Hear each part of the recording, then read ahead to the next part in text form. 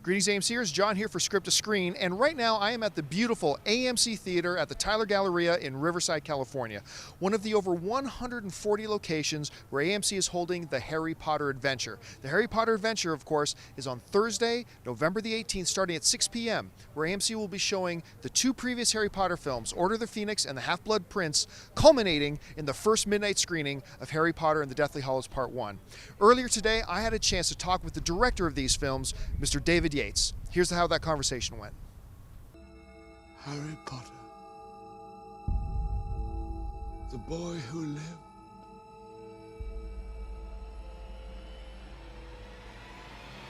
come to die. David, having directed Order of the Phoenix and the Half-Blood Prince, how satisfying is it for you as a director now to be able to come back on board and see this Harry Potter franchise through its conclusion with Deathly Hallows Part 1 and 2? It's so exciting to, as someone once remarked to me, you know, if you're on a roller coaster ride, you don't want to just be in the middle. You want to be right at the front of the roller coaster or right at the end, and because that's where the real thrills are. And effectively, you know, Deathly Hallows Part 1 and 2 represent the real thrills of this, the end of this series. And I'd spent a good 2.5 years with the cast, and you know, had come to really enjoy the world and the process of making films on this scale. So it was fantastic when they said, "Would you like to finish it?" And it was such a exciting opportunity, basically. David, the tone of the trailers and the commercials we've seen for Deathly Hallows Part 1 has felt a little bit more mature and different than what we've seen previously. What can audiences expect to see different, or what are some of the significant changes we can expect to see in Deathly Hallows Part 1 as opposed to the other Harry Potter films? Deathly Hallows Part 1 will feel much more intense and modern, I think.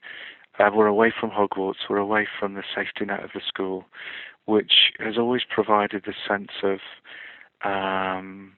in a way, nostalgia for the audience. There's something beautiful about Hogwarts and something embraceful about it.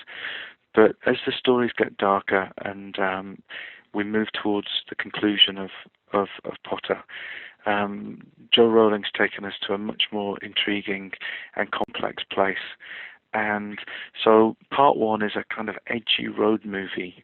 There's still lots of action and there's still lots of magic, but we're taking these three iconic characters, Harry, Ron and Hermione, and we're putting them out into a big, scary, dangerous world. And it's really intriguing when that happens. These three kids that you've grown up with suddenly feel very vulnerable and very fragile, and some very interesting things happen if you've really tuned into the series up to now and followed their adventures. You start to really feel for them as they're basically on the run for their lives, and at the same time trying to trace these Horcruxes which contain bits of Voldemort's soul. So it's much edgier than any of the previous ones. It's probably a little bit more grown up, I would say, and it's quite scary. David, you've now had the chance to work with Daniel and Emma and Rupert for years. How has your relationship with these performers evolved as you've gone through these films? And does that familiarity help you now with Deathly Hallows 1 and 2? I think it makes it inevitably easier, ultimately, because you develop a shorthand, and there's a relationship of trust and confidence that exists, and you learn to acknowledge and recognize strengths and weaknesses, and you try and build the strengths and help the weaknesses on both sides. And so I think it's been helpful, and I think you'll see in Hallows Part 1 the performances have grown from the previous movie.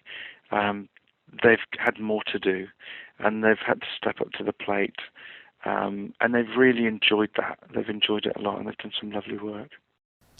Now, leading up to the first midnight screening of Harry Potter and Deathly Hallows Part 1, AMC Theaters is going to be showing your previous two Potter films, The Order of the Phoenix and The Half-Blood Prince, leading up to the first midnight screening.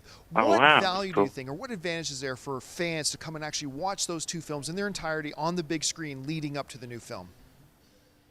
Well, I think it'll be really enjoyable to actually see the sort of development of the story through those three movies, and the development of the characters more primarily, I would say. And it'll kind of, I think it'll put you in quite a good place to experience Hallows Part 1 and the intensity of Hallows Part 1, because you'll be leaving certain certainties behind. I think that's for die-hard Potter fans, I think that should be quite a good night, I would say. David, as you know, the Harry Potter franchise not only has a massive fan following, it has a massive online fan following with lots of different fan sites, including sites like MuggleNet and Leaky Cauldron. Has that type of massive online following added more pressure to you as a filmmaker bringing these last 2 films in, or do you think it helps you as a filmmaker in developing these movies? Do you know, we always want the fans to be happy, and they're incredibly loyal and faithful. Even when we do things that they might not agree with, they're always there, and it's wonderful to know. And ultimately, I think there's a whole team of people, myself included, who work so hard on these stories to pour as much love and attention to detail and care into the storytelling process as possible. So the fans are being served by people who love the material just like them. And it's useful to know, and it's useful to see what they're liking and useful to know what they're not liking. But equally, ultimately, as a filmmaker, I have to really find my own rhythms with the material and try and do my best to capture the spirit of the book as perceived when I first read it. But we're always very sensitive, and we always want them to be happy, and we try our best to meet that challenge. David, thank you so much for taking time to join us. We know you must be really busy. We're really looking forward to the premiere of Harry Potter and the Deathly Hallows Part 1 at AMC Theaters. No problem, mate. Nice to talk to you, John. Thanks again.